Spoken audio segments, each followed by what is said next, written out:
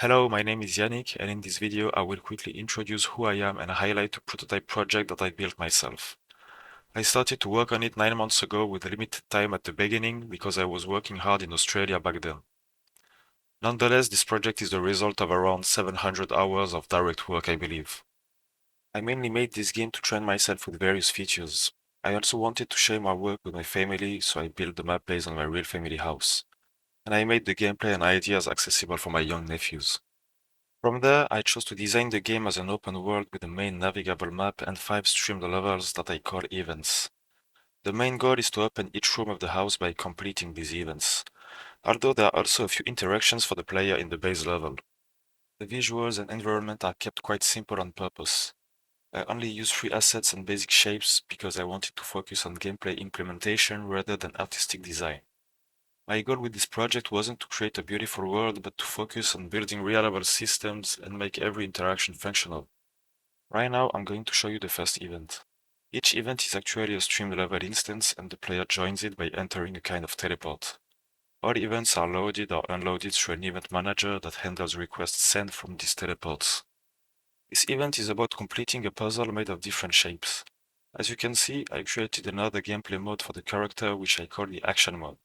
In this mode, the camera follows the controller's rotation, and the player can aim at objects using a cursor. It allows different types of interactions. For example, here the player can lift and move various actors, in this case, the puzzle pieces. Here I'm going to respawn the cube back to its initial position using a button. It's another example of how the action mode lets the player interact with objects. This interaction system is used across the project and supports many different gameplay situations. The goal for me was to build a consistent gameplay logic that I could reuse easily for other features. I kept this scalability mindset across most of the project's architecture, using modular systems like inheritance, interfaces, or level streaming, while keeping everything simple and relevant to the scope of this project. I'm gonna speed up the video here quickly so we can get to the end of the event. And here, once the puzzle is complete, it triggers the end of the event and releases an animal that was trapped in the level. It is a quite random feedback, but that's the one my nephews like the most. So now we are getting out of the event and the base level will be a bit changed. Since we completed the event, the door is opening and the teleport disappeared. And we can see that the elephant got quite bigger and is now free. I made 2 other animals of the same kind. They all have a parent actor, AI controller, and animation blueprint in common. So now I'm heading to the second event, and I'm gonna speed up the video from here as I already explained the root of the project. The event is about giving the result of basic equations. The player is choosing the numbers on the input board and the choice is output in front as a dynamic 3-dimension text. 8 good answers must be given and the difficulty is scaling during the event.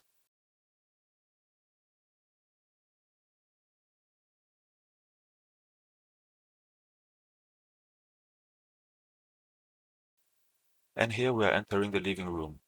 I've made a television to broadcast a dozen family videos. It has the control buttons on it to play and navigate through the videos, set the volume and so on.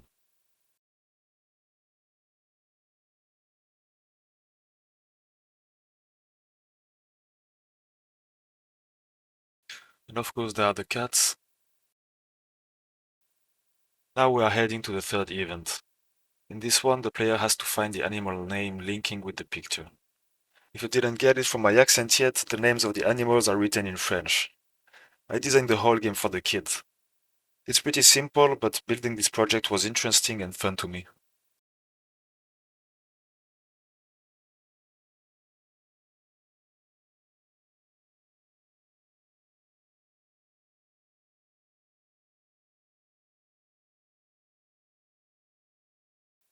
That's the room of my nephew with a few assets in it. This is the event 4. It's an obstacle course where flow is lava. There are a couple buttons in the level to activate some features. The last button at the end of the route is completing the event.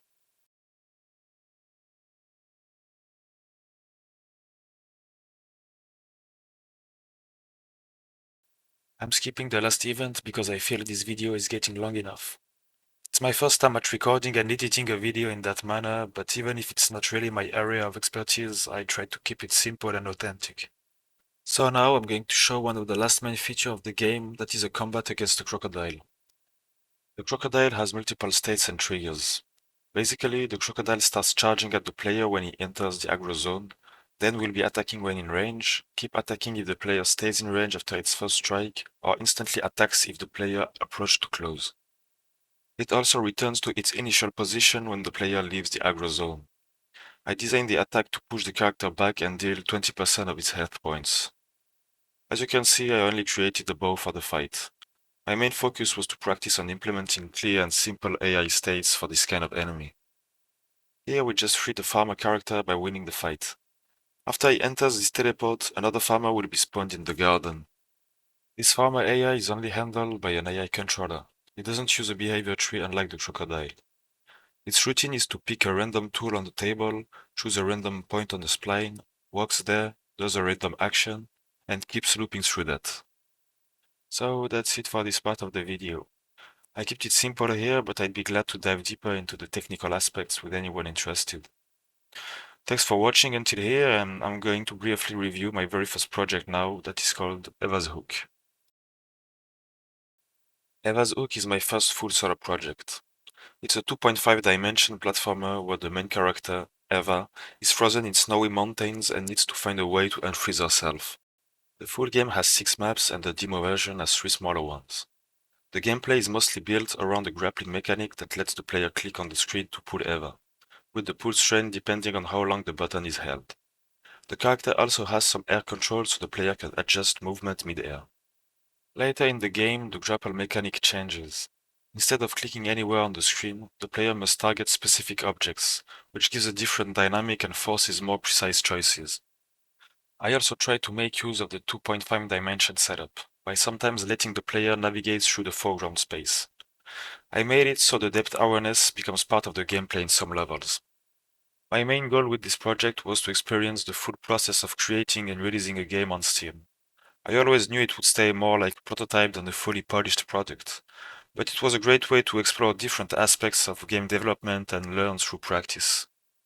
So that was my quick review for this project. Now let's move to the last part of the video, my C++ journey. Before getting into Unreal Engine, I started learning C++ around August 2023. I wanted to understand the basics first, how things work under the hood, how the hardware works, and just general programming logic. I followed an online course from start to finish and kept practicing with small exercises and resources I found along the way. After about 5 months of learning, I gave myself 2 weeks to build small projects using SFML library, in order to apply what I had learned before moving on to Unreal Engine. The goal wasn't to become a full C++ developer, just to build a foundation strong enough to understand Unreal Engine later. These C++ projects were built when I was still fairly new to programming, and it helped me get the fundamentals. By reviewing my code as I made this video, I can see how my understanding and structure are improving over time. At this stage, I would still consider myself a beginner in C++, but with a strong base. Most of my development so far has been with blueprints, but I'm thinking about how to gradually integrate C++ into my Unreal workflow in a practical way. So that was a quick overview of my C++ journey and what I've built so far. I'm planning to start a new project soon, potentially something marketable if the prototype feels satisfying. I'm also looking forward to developing my skills further, especially in a real production environment, where I could learn from a team workflow and contribute at the same time. So yeah, that wraps it up for now. Thanks for watching this presentation. If you'd like to get in touch or ask anything, feel free to contact me. My details are in the description. Have a good one.